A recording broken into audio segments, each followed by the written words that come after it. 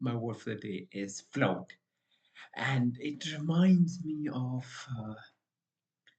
a walk I had in a stadium where I used to live before.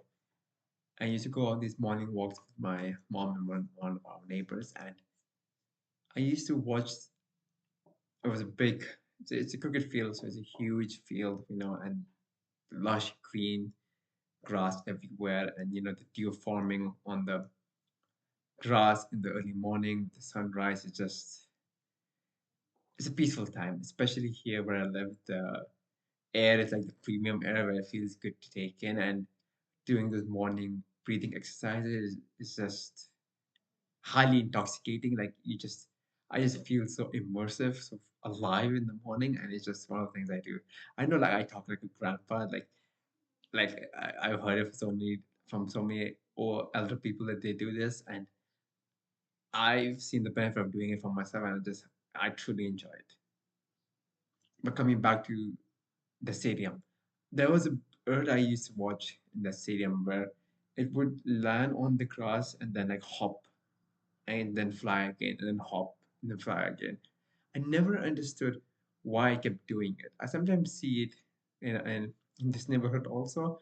Like it's a bird that keeps coming to the ground, hops, touches the ground, and then goes back up and then continues at a wave kind of motion. I don't know what it's trying to do. Maybe it's trying to pick up some worm or something that I just can't see, and then it's going after its prey.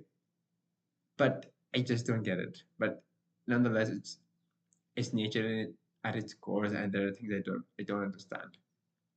There was a podcast I was listening to where I was listening to a guy who spent 20 years in the Amazon rainforest, and he told that if you just take out the fungus that the tree produces, right, it's a small thing, like you can't even see it.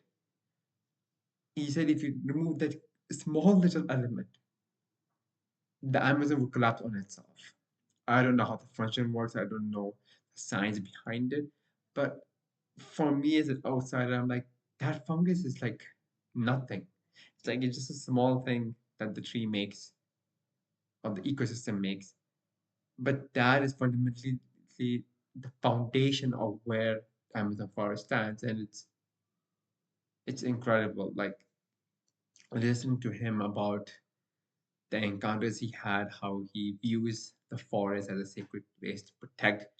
And the funny thing is, not even a funny thing, but it's one piece of land that produces one fifth of all oxygen that we breathe. Like, how ridiculous is that? All of one fifth of oxygen across the planet comes from that one forest. You just think about how big it is. It's like there are indigenous people still living there that have no contact with human beings. And the most fascinating thing I found in that conversation was the fact that he met a tribe of people that had no contact with the real world.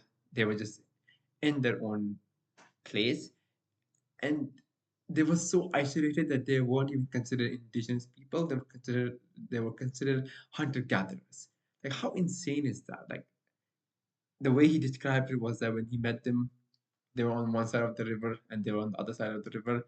One of the scientists, he said that we are standing 1,000 years ahead of their evolution. Like they are 1,000 years apart from us. And it's crazy that in this modern times, in 2026, we have people still living like that. And it just goes to show like